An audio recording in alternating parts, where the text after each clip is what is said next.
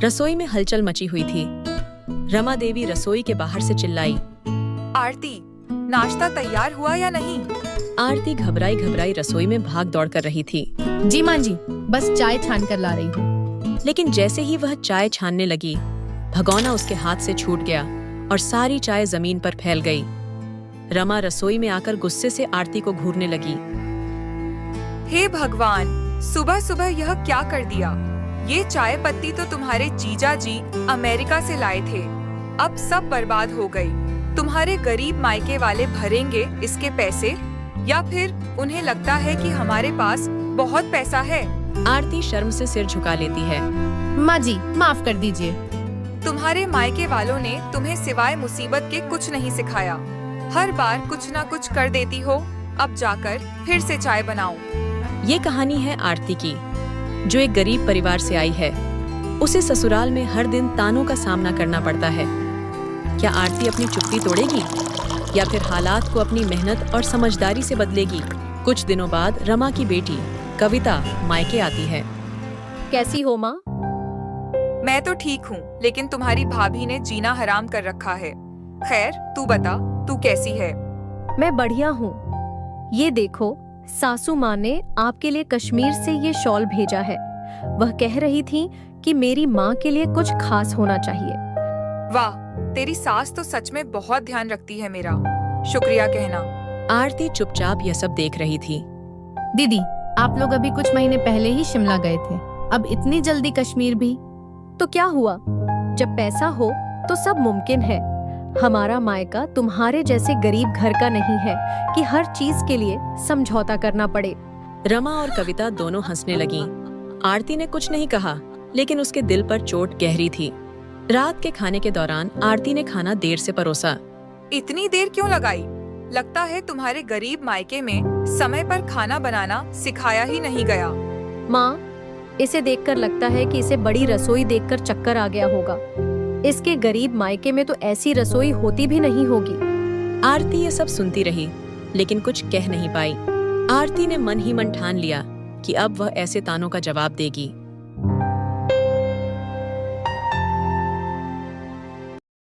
एक दिन रमा का मोबाइल गिरकर टूट गया। आरती, अपने पति से कहकर इसे बनवा देना। माँ जी, ये आप अपने बेटे से कहें। मेरे मायके वाले इतने अमीर नहीं हैं कि सब कुछ संभाल सके। आप ही कहती हैं कि चीजों को संभाल कर रखना चाहिए। रमा को यह सुनकर झटका लगा, लेकिन उसने कुछ नहीं कहा। कुछ दिनों बाद आरती के माता पिता उससे मिलने ससुराल आते हैं। रमा उन्हें देखते ही, अरे, यहाँ बैठने के लिए जमीन है, वहाँ बैठ जाइए। आरती के माता पिता चुपचाप जमीन पर बैठ गए। जब आरती वहाँ पहुँची तो यह देखकर हैरान रह गई। माँ, पापा, आप यहाँ जमीन पर क्यों बैठे हैं? उठिए, मेरे कमरे में चलिए। बेटी, कुछ नहीं, बस तुझसे मिलने आए थे। तू खुश है ना? हाँ बिटिया, हमें बस तुझे देखना था। आरती ने अपने माता पिता को समझाया और उनके जाने के बाद रमा से बात करने का फैसला किया। रात को जब सब खाने के बाद आराम कर रहे थे, आरती रमा के पास पहुंची। माँ जी, आपने मेरे माता पिता को जमीन पर बैठने को क्यों कहा? क्या उनका सम्मान करना आपका फर्ज नहीं है? तुम्हारे माता पिता को सम्मान देने का मन नहीं होता, उनके पास है ही क्या? लेकिन वे मेरे माता पिता हैं। जिस दिन कोई मेरे माता पिता का अपमान करेगा, मैं चुप नहीं बैठूंगी। अब से ऐसी हरकतें बंद करें।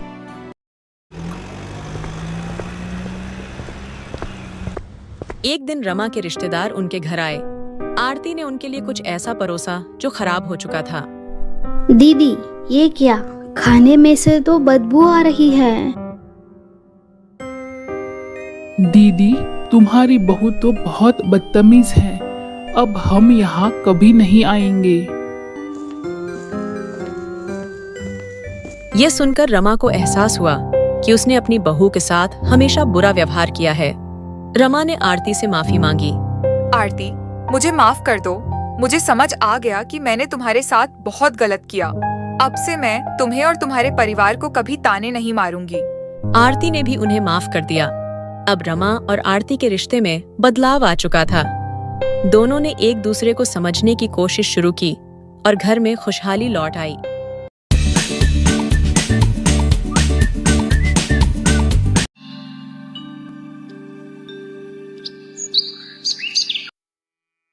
चंदनपुर गांव में आर्यन अपनी मां कमला और पत्नी पायल के साथ रहता था। पायल एक साधारण परिवार की लड़की थी जिसने अपनी बुद्धिमत्ता और सादगी से आर्यन का दिल जीत लिया था। लेकिन कमला को पायल पसंद नहीं थी क्योंकि वह शादी में कोई खास दहेज नहीं लाई थी।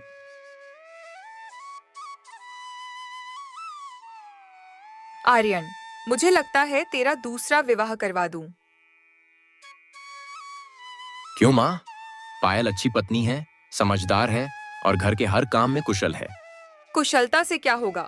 न दहेज लाई न गहने, और ऊपर से इतनी सीधे मुंह जवाब देती है। पड़ोस की बहू को देख, लाखों का दहेज लाई है और हमारी बहू खाली हाथ आई है। माँ, हमें भगवान ने सब कुछ दिया है, हमें किसी चीज की कमी नहीं है।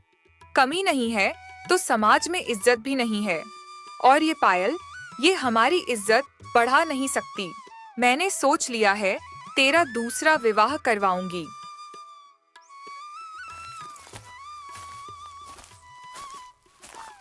पायल, सुना पड़ोस की बहू कितना दहेज लाई है, तुझे शर्म नहीं आती? माँ जी, मेरे घर वालों ने अपनी हैसियत के अनुसार सब कुछ दिया है। हैसियत? इससे ज्यादा तो भिखारी अपनी बेटियों को देते हैं। पायल ने गहरी सांस ली और चुप रह गई, लेकिन उसके मन में दर्द गहराता गया। सुनिए, माँ जी आपका दूसरा विवाह करवाने की तैयारी कर रही हैं। पायल, तुम चिंता मत करो, मैं माँ से बात करूंगा।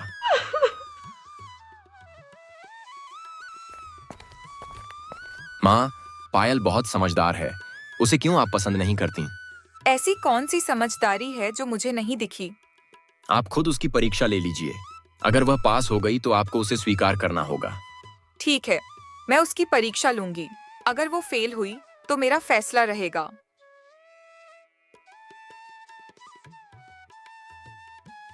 कमला पायल को बुलाती है। अगर तुम्हें इस घर में रहना है तो मेरी 3 परीक्षाओं को पास करना होगा। पहली परीक्षा है कि कल सुबह तक बगीचे के कुएं को मोतियों से भरना होगा। ठीक है माँ जी, लेकिन कुएं को पहले खाली करवा दीजिए। कमला उसकी बात सुनकर हैरान हो जाती है। पायल ने रात भर सूखी डलिया को पानी में डालकर फूलने दिया। माँ जी, देखिए, मैंने कुएं को मोतियों की तरह चमकते पानी से भर दिया। कमला उसकी चतुराई देखकर दंग रह जाती है। दूसरी परीक्षा, बिना पैसे के बाजार जाकर चावल की एक बोरी लेकर आओ। पायल नील गाय को लेकर बाजार जाती है और उसके बाल सींग बेचकर चावल लेकर आती है। ये कैसे किया? माँ जी, मैंने नीलगाय को बेचा नहीं, बस उसके बाल और सींग बेचे। कमला उसकी समझदारी देखकर खामोश हो जाती है। आखिरी परीक्षा, राख से 2.5 हाथ लंबी रस्सी बनाकर लाओ। पायल ने एक रस्सी को जलाकर उसकी राख को सावधानी से थाली में रखा। माँ जी, ये रही आपकी राख की रस्सी। कमला को पायल की बुद्धिमत्ता का एहसास होता है। कमला अंदर से प्रभावित थी, लेकिन उसने इसे स्वीकार नहीं किया। उसी रात उसने पायल को नीचा दिखाने के लिए गांव में जाकर अफवाह फैलाई कि वह परीक्षाओं में असफल हो गई है। अगले दिन जब पायल को इस बात का पता चला तो उसने गांव की पंचायत में अपनी परीक्षा की सच्चाई सबके सामने रखी। गांव वालों ने पायल की सराहना की और कमला को फटकार लगाई। कमला, तुम्हारी बहू तो इस गांव की शान है। दहेज की लालच छोड़ो और उसके गुणों को पहचानो। यह सुनकर कमला को अपनी गलती का एहसास हुआ। उसने पायल को गले लगाते हुए कहा, तू तो सच में हमारे घर की लक्ष्मी है, मुझे माफ कर दे।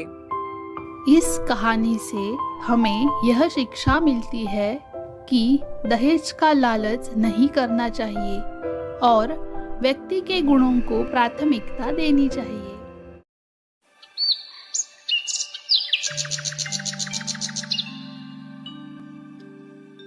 अंजलि एक 18 साल की लड़की जो अपने माता पिता के गुजरने के बाद चाचा विक्रम और चाची मीना के साथ रह रही है। आज उसकी जिंदगी का सबसे कठिन दिन है। मीना जबरदस्ती उसे लाल जोड़े में सजा रही है। अंजलि की आंखों में आंसू हैं। चाची, मैं यह शादी नहीं करूंगी। आप मुझे क्यों बर्बाद कर रहे हैं? बेवकूफ लड़की, यह तेरे भले के लिए है। देवेंद्र से शादी करके तू हमारी इज्जत बचाएगी और हमें पैसे भी मिलेंगे। वो आदमी मेरी उम्र से 3 गुना बड़ा है। आप लोग पैसे के लिए मेरी जिंदगी क्यों बेच रहे हैं? तू कोई रानी नहीं है, ये शादी तय है। और अगर तुझे ऐतराज है तो सड़क पर जाकर भीख मांगने के लिए तैयार हो जा। अंजलि के विरोध को दबाकर उसे मंडप में बैठा दिया जाता है। देख लड़की, ये शादी सिर्फ दिखावा थी। मुझे पत्नी नहीं, एक नौकरानी चाहिए। तेरा काम घर संभालना और हमारा वंश आगे बढ़ाना है। आपने मेरे साथ यह कैसा धोखा किया? मेरे चाचा चाची ने तो मुझे आपकी पत्नी बनाकर भेजा था। चुप कर, अब तू हमारी बात मानेगी, वरना तेरा अंजाम बहुत बुरा होगा। अंजलि को पता चलता है कि यह सब एक सोची समझी साजिश थी। कुछ महीने बीत जाते हैं। अंजलि ने देवेंद्र के बेटे को जन्म दिया, लेकिन बच्चा पैदा होते ही उससे छीन लिया गया। अब यह बच्चा हमारा है। तू बस काम कर और भूल जा कि यह तेरा है।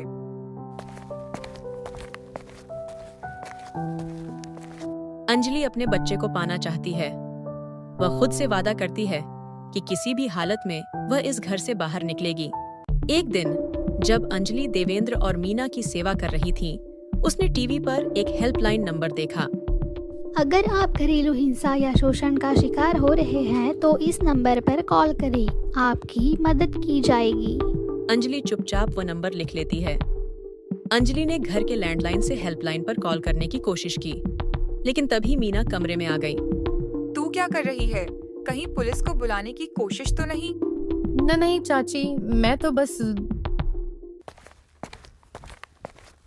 मीना को शक हो जाता है। वह लैंडलाइन को ताले में बंद करवा देती है। मुझे तुझ पर हमेशा से शक था। अब देखती हूँ तू कैसे भागती है। अंजलि समझ जाती है कि अब उसे और चालाकी से कदम उठाने होंगे। अंजलि ने एक और तरीका अपनाया। उसने देवेंद्र के ड्राइवर रामू से मदद मांगी। भैया, मैं जानती हूँ कि आप दिल के अच्छे इंसान हैं। प्लीज यह चिट्ठी इस पते पर पहुँचा दीजिए। मेरी जिंदगी और बच्चे का सवाल है। रामू अंजलि की चिट्ठी रेखा चौधरी तक पहुँचा देता है। अगले दिन रेखा चौधरी पुलिस लेकर देवेंद्र के घर पहुँचती हैं। आपकी नौकरानी कहाँ है? हमें शिकायत मिली है कि आपने उसे घर में बांध कर रखा है। मैडम, आपको गलतफहमी हुई है। हमारे यहाँ कोई बंधक नहीं है। पुलिस तलाशी लेती है और स्टोर रूम में अंजलि को घायल हालत में पाती है। मैडम, ये लोग मुझे मारते हैं। उन्होंने मेरा बच्चा मुझसे छीन लिया। रेखा चौधरी ने पुलिस से कहा कि देवेंद्र और मीना को गिरफ्तार किया जाए। तुम्हें क्या लगता है हम इतने बेवकूफ हैं? ये सब प्लान करने में सिर्फ हमारा हाथ नहीं है। अंजलि के चाचा विक्रम भी इस षड्यंत्र में शामिल थे। उन्होंने ही इसे हमें बेचा था। अंजलि चौंक जाती है। मेरे अपने चाचा ने मेरे साथ ये किया? उन्होंने मुझे बेच दिया? अंजलि को उसका बच्चा वापस मिल जाता है। आपने मेरी जिंदगी बचा ली। अब मैं अपने बच्चे के साथ एक नई शुरुआत करूंगी। तुमने हिम्मत दिखाई, इसलिए यह सब संभव हो पाया। अब तुम्हें किसी पर भी निर्भर नहीं होना पड़ेगा। यह कहानी उन सभी महिलाओं को समर्पित है जो कठिन परिस्थितियों में भी हार नहीं मानती। न्याय पाने के लिए हिम्मत और सही कदम उठाना जरूरी है।